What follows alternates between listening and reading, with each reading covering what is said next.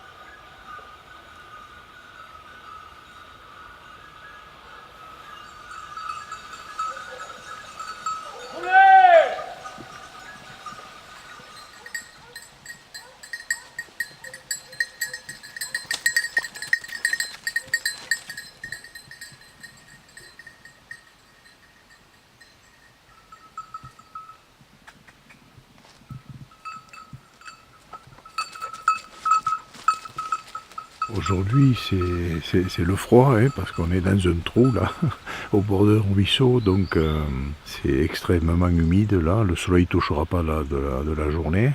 Les chiens sont passés, a priori, les sangliers nous sont passés dessus. Maintenant, il est toujours possible qu'il y ait un ou deux sangliers qui viennent en retour de la traque, hein. On le constate de façon régulière, hein, lorsqu'il y a des chasses dans ce type de territoire. Là. Vous avez vu? Rien? Même pas entendu ni rien? Ça a tiré dessous, ça a tiré dessus, et là, rien. Rien du tout. On va remonter. Hein? Je vais remonter, moi je vais faire le dessus là. Ah. Allez, vamos.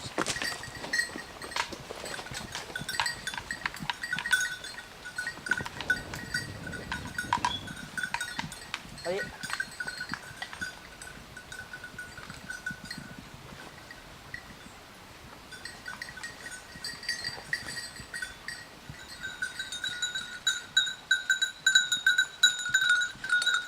J'ai eu l'occasion de tirer, hein. D'abord je me suis fait surprendre, hein, parce qu'on m'avait dit ça viendra certainement d'en bas, mais en réalité c'est arrivé d'en haut. Effectivement, il y a un sanglier qui s'est défilé du haut vers le bas, sur un terrain extrêmement humide, donc qui faisait très peu de bruit. Et au moment où je m'en suis aperçu, bon, j'ai pu le tirer, mais c'est un petit arbre donc, qui a reçu le projectile et non pas le sanglier. Je l'ai retiré une deuxième fois et là je pense que je l'ai certainement rasé et il est allé beaucoup plus bas où je pense qu'il s'est fait tirer. Voilà.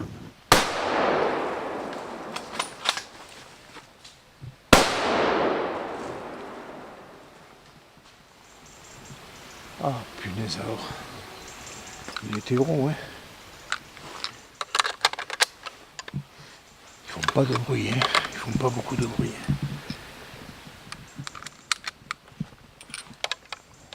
Il avait été prévu donc au rond que cette battue se terminerait entre 13h et 13h30.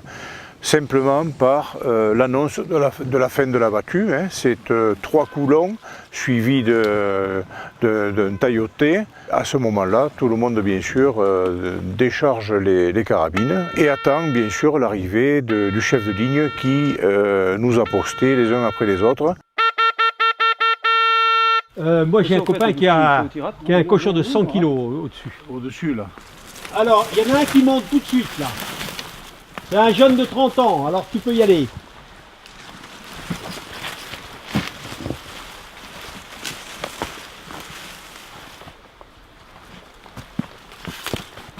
Si j'étais arrivé de par en bas, bon, j'avais davantage de vision et sans. Ah, et puis il montait, il il aurait été moins vite. Il aurait été moins vite, hein. Tandis que là. C'est pas celui-là de la cola? Absolument. Il faut le faire au coup de bras. Et voilà. J'étais de dos comme ça, je l'ai entendu, il m'a sauté dans l'eau. Je me suis tourné comme ça, le temps que je le vois, le temps de me retourner, de le prendre, il était déjà dans son axe. Il y a qui est déjà, c'est moins, pour le centre, c'est moins de poids. Bon, mais là, le premier commence. Oui. C'est pas grave. Allez, détends.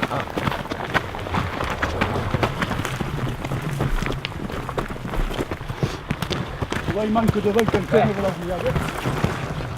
D'accord. Allez. Ok. Non, 7% peut-être. Oh, c'est vrai. Oui, voilà, ouais.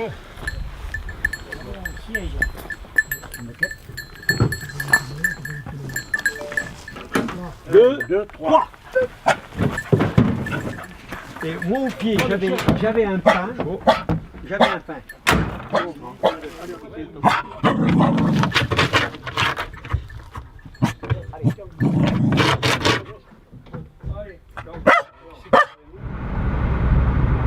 où là, à chaque fois, quand on chasse, il y a des sangliers, mais c'est une catastrophe. C'est dans la rivière. Ah. Dans le Tech.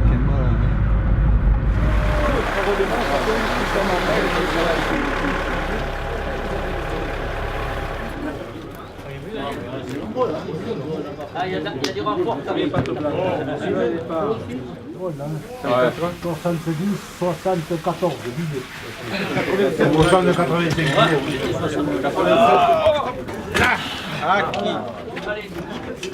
Ils sont les mâles. Ah ouais. Ils sont en route les mâles en ce moment. Oui. C'est pour ça qu'ils sont comme ça. Pile au poil. Combien? Ah, elles sont belles.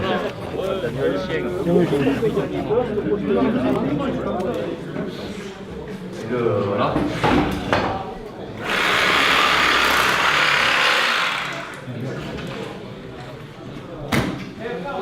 Allô? Ouais.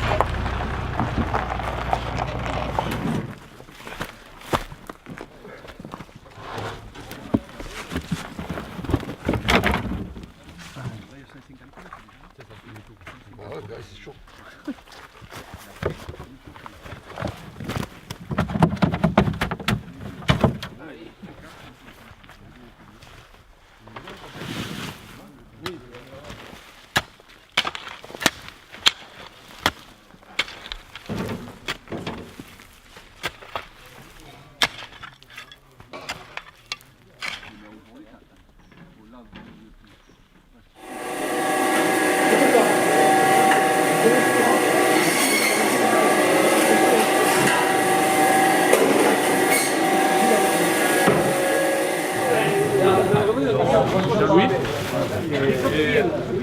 Et Joannol, donne. Joannol. Nous c'est bon, nous c'est bon. Et puis chez vous, on commence les hostilités qui vont commencer. A Fagne on busca tem missão.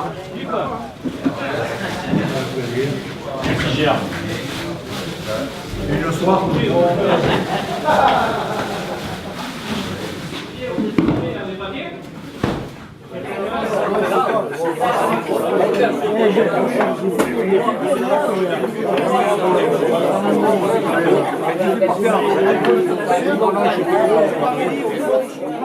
Eh bien, ça se termine par un repas, une grande convivialité, avec modération bien sûr sur la boisson. Ça c'est une règle que l'on s'impose de façon régulière et systématique.